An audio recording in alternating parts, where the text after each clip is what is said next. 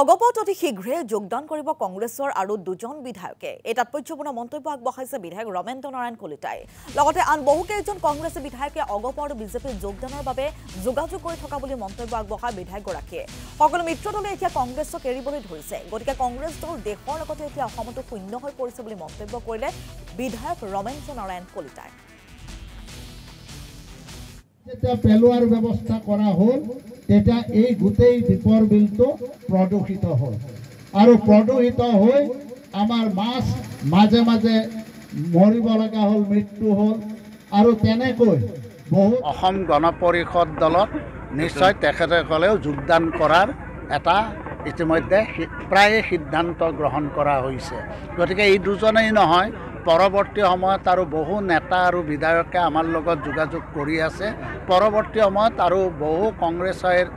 বিধায়ক আৰু নেতাই অসম গণ পৰিষদ দল আৰু লগতে বিজেপি দলতো যোগদান কৰাৰ কাৰণে ইতিমধ্যে তেওঁলোকে মানসিকভাৱে প্ৰস্তুত হৈছে।